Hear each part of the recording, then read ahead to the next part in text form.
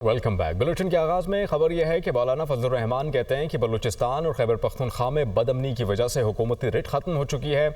Senior सियासी लोगों की अहमियत खत्म और साइड लाइन किया जा रहा है। मामलात सियासतदानों के हवाले करें, उन्हें बाइख्तियार बनाएं।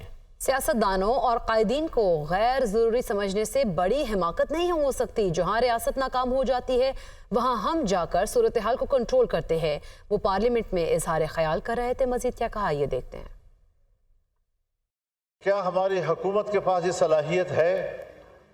क्या उनके पास ये इख्तियार है कि वो खुद फैसला कर सके, या अपोजिशन को एतमाद में लेकर पार्लियामान खुद उसके लिए कोई इक़दाम करे?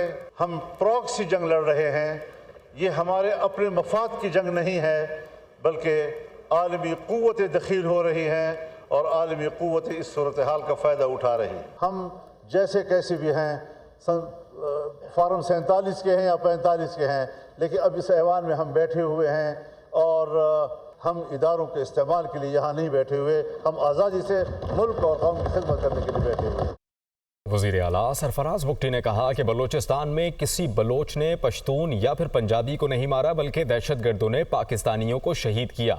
मुट्ठी भर दहशतगर्द सॉफ्ट टारगेट ढूंढते हैं। मासूम शहरियों को बसों से उतार कर कत्ल किया जाता है। बलूचिस्तान असेंबली ने यकजबां होकर दहशतगर्दी की मजम्मत की। बलूचिस्तान के लोगों ने हम और दहशतगर्दों ने फ़र्क ढूंढना है। हमने दहशतगर्दी के खात्मे के लिए मिलकर मेहनत करनी है।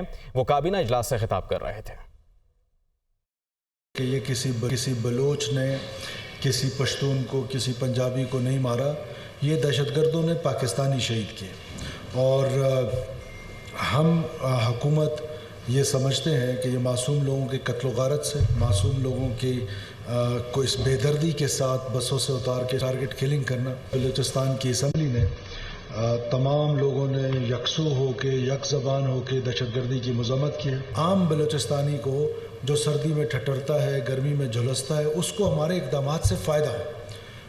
उस फ़ायदे के लिए ज़ाहिर है हमने मेहनत करनी है, और वो मेहनत हमने आप सब ने मिल के करनी है।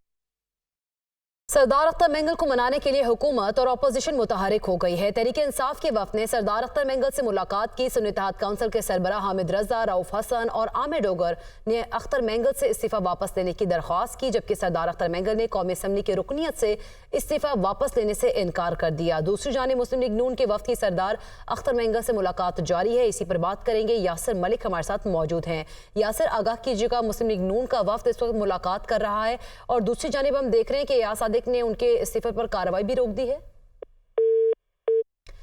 यासिर मलिक से रब्ता करने की कोशिश करेंगे। आपको बताएं कि सरदार अख्तर मेंगल को मनाने के लिए हुकूमत और अपोजिशन मुतहरिक हो चुकी है। तहरीक इंसाफ के वफ़द ने सरदार अख्तर मेंगल से मुलाकात की है और उनका वफ़द मुलाकात करके चला गया है और मुलाकात में इस्तीफ़ा वापस लेने की दरख्वास्त की गई थी, जिसको सरदार अख्तर मेंगल ने मानने से इनकार कर दिया। जबकि अब मुस्लिम लीग नून के वफ़द की सरदार अख्तर मेंगल से मुलाकात जारी है और ज़रा ये बता रहे हैं कि स्पीकर ऑफिस के मुताबिक स्पीकर कौमी असम्बली यासादिक ने अख्तर मेंगल के इस्तीफे पर कार्रवाई रोक दी है। यासिर मलिक हमारे साथ मौजूद है। यासिर, आगाह कीजिएगा, मुस्लिम लीग नून के वफ़द की मुलाकात अब जारी है।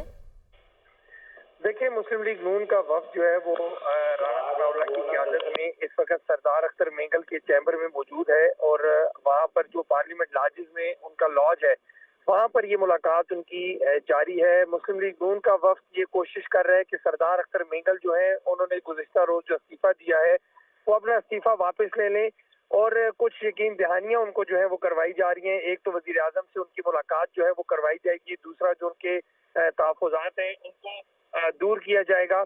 और ये बताया गया है कि सरदार अख्तर मेंगल की जानिब से मुस्लिम लीग नून का जो वफ़द है उसके सामने ये बात रखी गई है कि मुतअद्दिद दफ़ा जब भी उन्होंने कौमी असम्बली के फ्लोर पर बात करनी चाहिए तो उनकी आवाज़ जो है उसको दबा दिया गया और बात करने का मौका नहीं दिया गया। अब राना सनाउल्लाह इस वक्त मौजूद हैं और वो ये कोशिश कर रहे हैं कि सरदार अख्तर मेंगल जो है वो अपना इस्तीफ़ा वापस ले लें। दूसरी जानिब जो है वो स्पीकर कौमी असम्बली को हुकूमत की इजाज़त से रोका गया है कि वो अभी सरदार अख्तर मेंगल का इस्तीफ़ा जो है उसको मंजूर न करें और इसको थोड़ा वेट किया जाए और मनाने की कोशिश की जा रही है। मनाने के बाद सही मनाने की कोशिश की जा रही है। यासिर मलिक, आप आगाह कर रहे थे, आपका शुक्रिया। महमूद खान अचकजई की सरबराही में अपोजिशन इत्तेहाद तहरीके तहफ़्फ़ुज़ आईन पाकिस्तान का हंगामी इजलास शाम 5 बजे तलब। अपोजिशन ज़राए के मुताबिक मीटिंग में सरदार अख्तर मेंगल का शरीक होने का फैसला। अपोजिशन इत्तेहाद सरदार अख्तर मेंगल के इस्तीफ़े और सियासी जद्दोजहद पर मुशावरत करेगा। इसके अलावा जलसे और एहतजाजी तहरीक के सिलसिले पर भी मुशावरत होगी।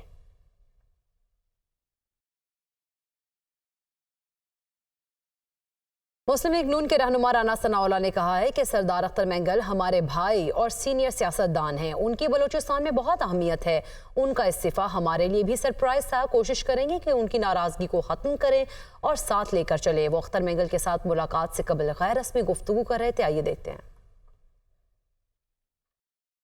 भाई हैं और बड़े सीनियर पॉलिटिशियन हैं। उनकी बलूचिस्तान में एक अहमियत है, तो उन्होंने जो भी फैसला किया है वो फैसला उन्होंने कल खुद भी कहा था कि ये उन्होंने सरप्राइज़ ही दिया है अपने हलके के लोगों को भी, अपने पार्टी के लोगों को भी, और हमारे लिए भी वो इस तरह से सरप्राइज़ था कि इससे पहले ये बात हमारे कभी उन्होंने नोटिस में भी नहीं दी। तो बहरहाल आज हम हाज़िर हुए हैं और उनसे बैठ के बात करेंगे और जो भी उनके ख्यालात हैं, जो उनकी नाराज़गी है, तो इंशाअल्लाह ताला हम कोशिश करेंगे कि उनको अपने साथ लेके चलें।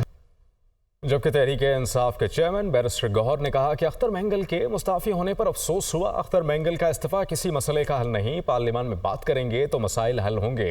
अख्तर मेंगल से दरख्वास्त है कि कौमी असम्बली का फोरम ना छोड़ें। इस वक्त पार्लियामान से एहतजाजन इस्तीफ़ा देना मुनासिब नहीं। मजीद उन्होंने क्या कहा, आइए आपको दिखाते हैं।